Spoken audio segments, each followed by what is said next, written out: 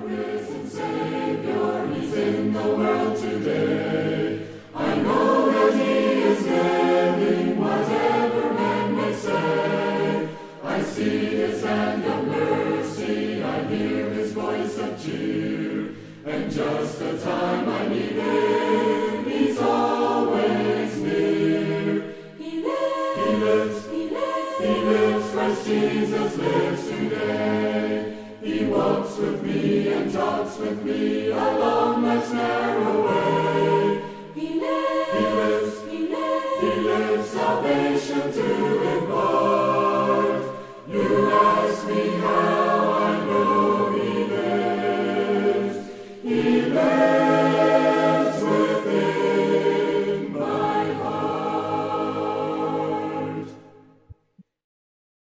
To all the churches, pastors, members, and friends, the Central District Joint Celebration of Easter continue to happen, now in our home through the internet. In this celebration, the whole family of Southern Mindanao District Conference of the United Church of Christ in the Philippines celebrates with you and your family. Indeed, Christ is risen. He is alive, opening more windows of hope, courage, perseverance as we face these trying times in our lives in confrontation with the danger of coronavirus. Good morning, good day, and happy Easter to all. Today, we continue to celebrate the important message of resurrection of our Lord Jesus Christ. While it is true that we miss each other due to the coronavirus health issues and concern, but our fellowship and the tie that bind us together, continually bridging our relationship as member in the household of God.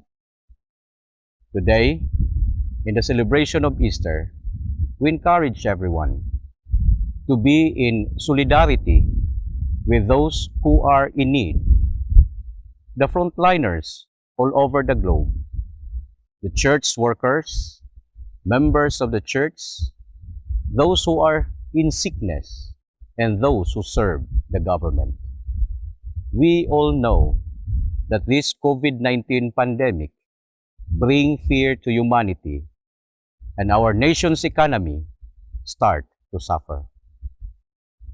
Thanks be to God that He is present in our midst, guiding and empowering us to firmly stand with our faith in Him, enabling us to comfort each other and help in our small ways by opening our doors for those who need us, by giving our offering to support programs in the fight against COVID-19 and giving food packs for the poor and marginalized. In our celebration, let us remember of what Jesus said to His disciples in the story of the Good Samaritan. Go and do the same. This is a call to act, a call to offering of oneself for the common good that express our utmost love to our neighbor, and by doing so, we can be sure that God is alive. He is here working with us. Rejoice, rejoice, O Christian, lift up your voice and sing eternal hallelujahs to Jesus Christ the King, the hope of all who seek Him, the help of all who find. None other is so loving, so good and kind. He lives, Christ Jesus lives today. He walks with me and talks with me along life's narrow way. He lives, salvation to impart.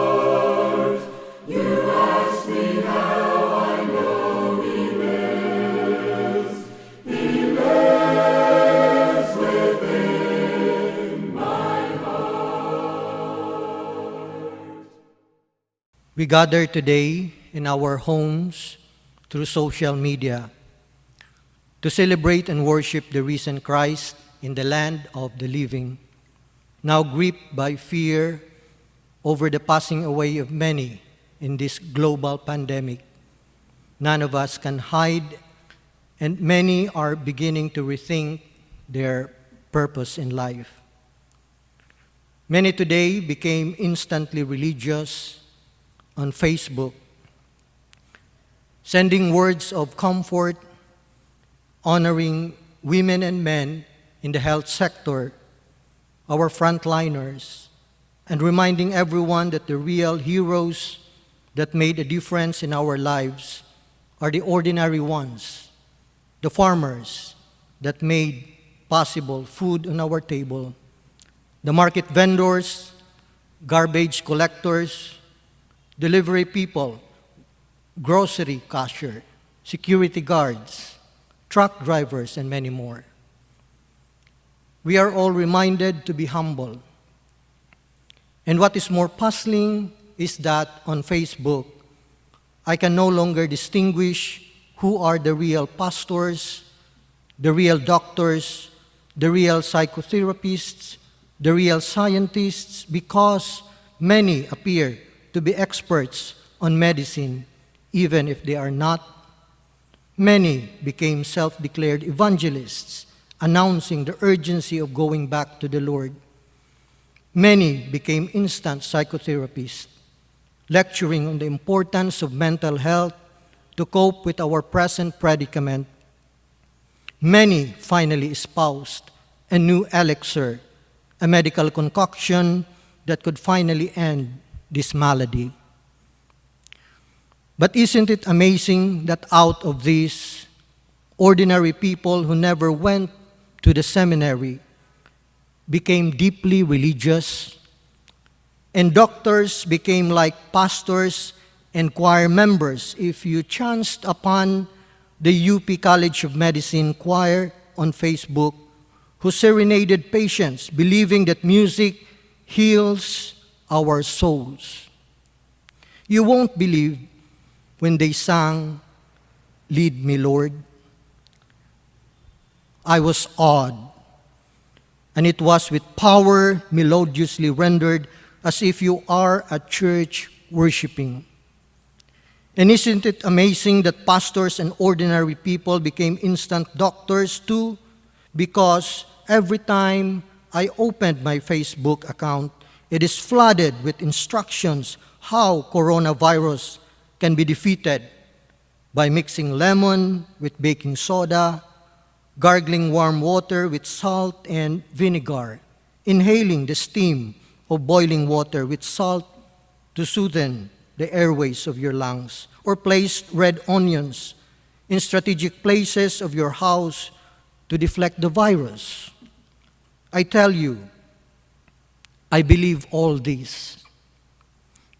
That's why if anyone happens to visit my quarter, you will see that I had almost a sack full of red onions lying ready to be deployed anytime. This is just an introduction. I have many more stories about the ubiquitous power of death and how they shaped us in many different times and situations. I had a relative who was hit by a lightning, dead.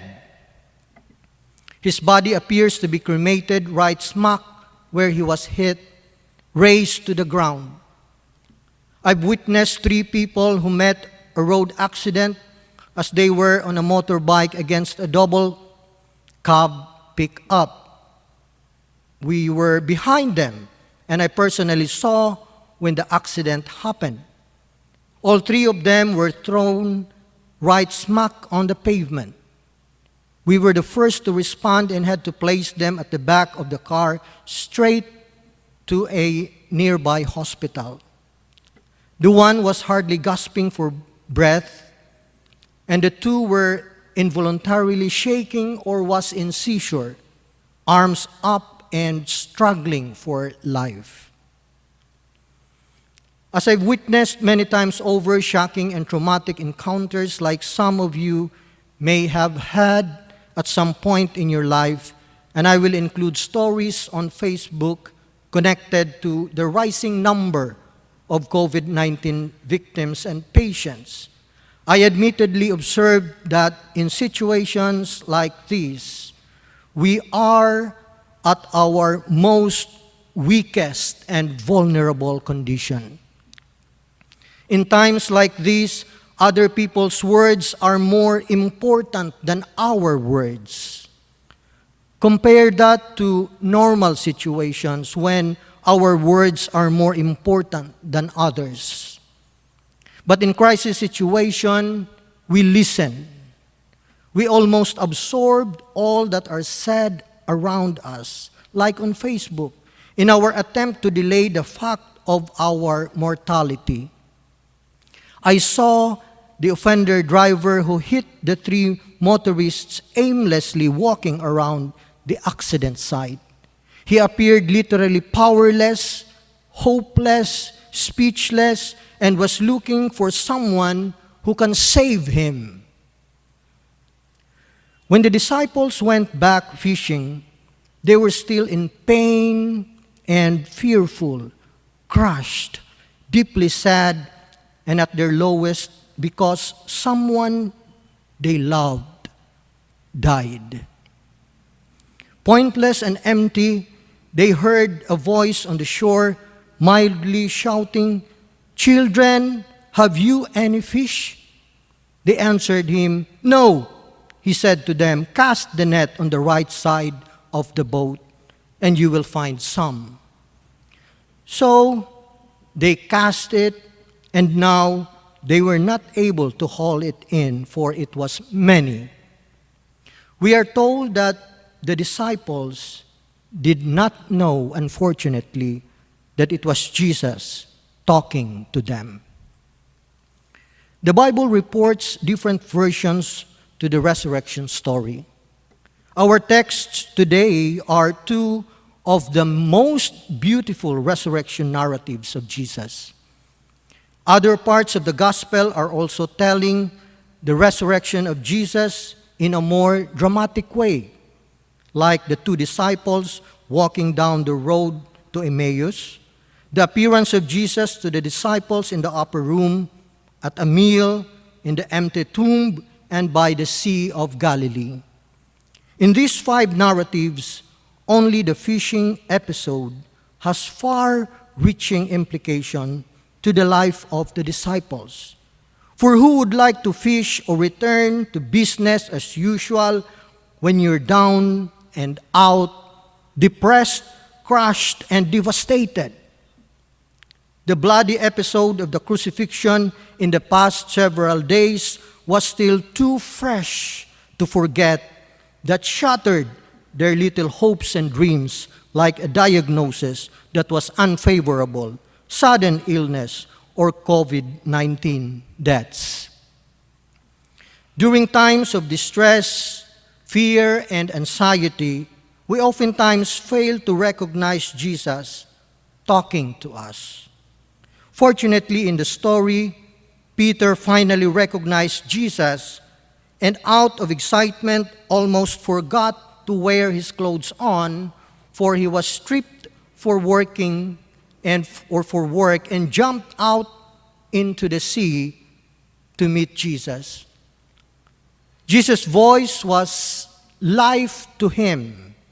Jesus' words evoked a powerful new beginning.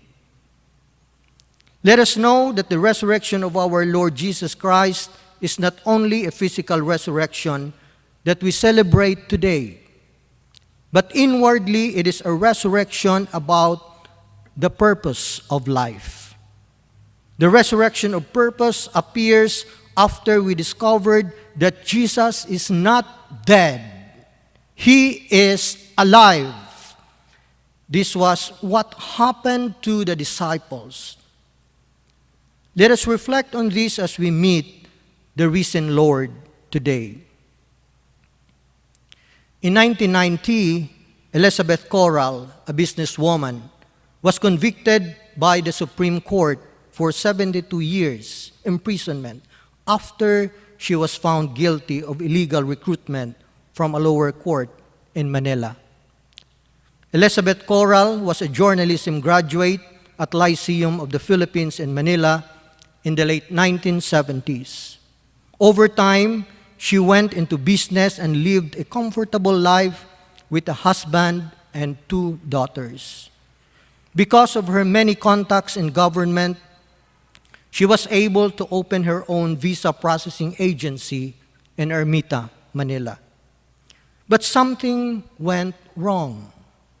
She was discovered to have engaged in illegal recruitment, leading to her arrest and imprisonment.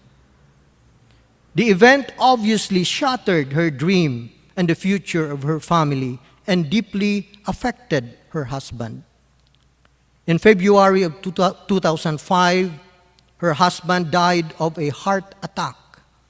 For many years, we can tell that the family went through the most difficult and trying times of their life. Elizabeth, alone, devastated, now a widow, was paying her sentence in the National Penitentiary. And she continues to suffer the life of an inmate. Inside the prison, she said, if we had our way, we wouldn't want to touch prison food. We served rice that was almost black. We called the dilis nails and the green peas rosary beads because they were too tough to chew. The story of Elizabeth Coral is only one among many stories of shattered life and wounded soul. But inside her prison cell one day, Elizabeth, at her lowest moment, too unbearable for her, found a light that gave hope and rekindled her aspiration. Because of this, she was changed. She was transformed. This happened when she was introduced to a group of inmates holding Bible studies and prayer meetings. And over time, her exposure to them developed her leadership role and became a truly follower of Jesus. Inside the cell, she developed her writing skill and wrote articles about her encounter with Christ, her newfound faith, and her reflections were published and circulated outside prison walls. Because of this, Elizabeth became known to the public without benefit of seeing her, because the power of Christ to change and transform us cannot be stopped by prison walls. The prison wall cannot thwart, cannot avert, cannot prevent God's transforming grace, so powerful that even the most callous heart, as hard as a rock, will break. God's power will break loose. It will rise again from the grave, and no one, not even a strong barrier, a stone, a wall, can prevent it. Inside the prison, Elizabeth was simply known as prisoner C91-048, but in the outside world, she was known by her real name, a new name and being with power and authority, spreading the good news and love of Jesus Christ through her writings. In February of 2006, nearly a year after her husband died from heart attack, Elizabeth received pardon and lived her life until today, a free woman. She landed a job as a writer to a religious magazine and said in one of her reflections, "I could have been overaged for the job, but since I was overactive in my faith, I got myself a job. The Lord is true to His promises. We only need to have faith in Him." End of quote. This is from the Inquirer, dated March 24, 2008, pages 1 and 10, entitled, Ex-Prisoner Finds New Life as Religious Writer. Two things I would like to leave to you this morning. First, the goal to finding one's true purpose in life can only be achieved by listening to the voice of Jesus. Obviously, this was what happened to Peter when he heard the call of Christ on the shore. His darkest encounter against the brutality of the Roman soldiers, leading to the bloodbath on Good Friday that lost his sense of self, was transformed into pure joy. Christ's voice was salvation to him upon hearing it, that was completely indescribable and transported him into a different territory. From the territory of an oppressive Roman power to the territory of the resurrection, a territory that is not defined by geographical boundary, a territory populated by hopeful and joyful individuals who can now move and live freely without fear and without anxiety.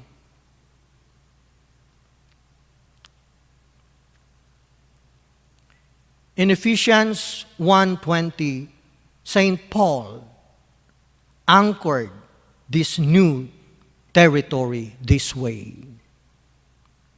God put His power to work in Christ when He raised Him from the dead. As children of this new territory, we now find ourselves standing on the actual ground. We smell the stench of the large amount of fish caught in the sea. We see the beauty of family in conversation, sharing jokes on mealtime. We feel the texture on every page of the book we read, and the pen when we sign or write something, and the keyboard of the laptop when we encode a document. This newly found sensitivity to feel, to see, hear, taste is a new territory. In a new territory, rather, becomes possible when we train our eyes to the living presence of Christ that drove the psalmist to intone, "Come, taste and see that the Lord is good.